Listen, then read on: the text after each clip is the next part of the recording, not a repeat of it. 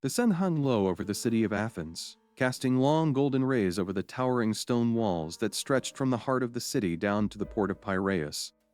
These were the long walls, the pride of Athenian ingenuity, a fortification that defied the might of Sparta and ensured Athens' control over the sea. They were more than mere stone and more. Please subscribe my YouTube channel and press the bell icon for new updates. They were the lifeblood of a city whose power rested on its naval supremacy. The walls had been built decades earlier under the guidance of the great Themistocles, the hero of Salamis. Their construction had been a contentious matter, for Sparta had objected, seeing them as a direct challenge to their own land-based dominance.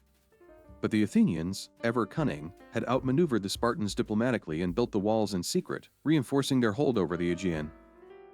Now, in the year 431 BC, as the Peloponnesian War erupted, the walls stood as the only true safeguard against the overwhelming Spartan hoplites who threatened Athens' independence.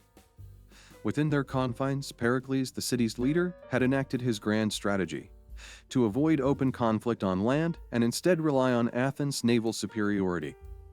The countryside had been abandoned, its fields and farms left to the mercy of Spartan fire, while the people sought refuge within the city, their fate tied to the strength of these walls.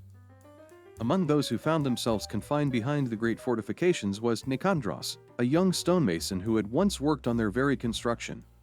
He had run his hands along the same stones that now shielded his home from destruction. He had quarried marble from Mount Pentelicus, had mixed the mortar, and had carefully positioned the blocks so that each one seamlessly locked into place. Now, as war loomed, he watched from the battlements as the Spartan army spread across the Attic plains, a tide of bronze and red ready to lay waste to everything outside the walls. "We are trapped," muttered a soldier beside him, gripping the shaft of his spear. "Like birds in a cage." Nicandros shook his head. "Not trapped, protected. As long as the walls hold, we hold." But the months dragged on, and with the enemy at their gates, the city began to strain under its own weight. The port of Piraeus remained open, supplying food and supplies from across the empire, but with thousands of refugees crammed within the walls, conditions grew dire. Disease spread through the city, claiming rich and poor alike. Even Pericles, the architect of this grand strategy, succumbed to the plague that ravaged the overcrowded streets. Yet, despite suffering and loss, the walls endured. They allowed the Athenian fleet to strike wherever it pleased, raiding the Peloponnesian coast, disrupting supply lines, and keeping Sparta on edge. The war dragged on for years, a brutal and relentless contest of wills. The long walls ensured Athens' survival, but their very existence made the city a target for the wrath of its enemies. Nicandros fought not as a soldier but as a builder.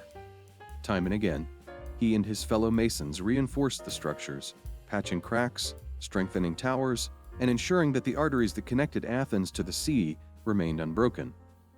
He saw the walls not just as defense, but as a symbol of Athenian resilience, a testament to their defiance in the face of overwhelming odds. Then came the fateful year of 404 BC.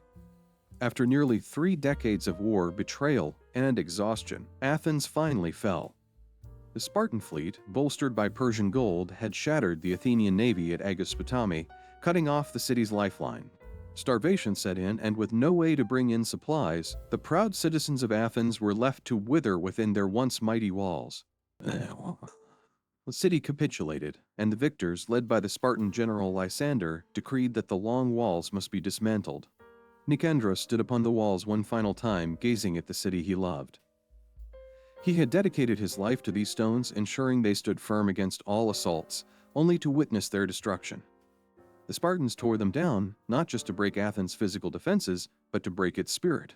The work of generations crumbled under hammer and chisel, and the sound of their collapse echoed like a funeral dirge across the once great city. As the last stones fell and Spartan flutes played a tune of victory, Nicandros closed his eyes and swore that one day Athens would rise again. For walls could be rebuilt, and though the city had fallen, its spirit remained unbroken. The long walls had not merely been fortifications. They had been the very essence of Athens' strength, and that strength, though wounded, would never truly die.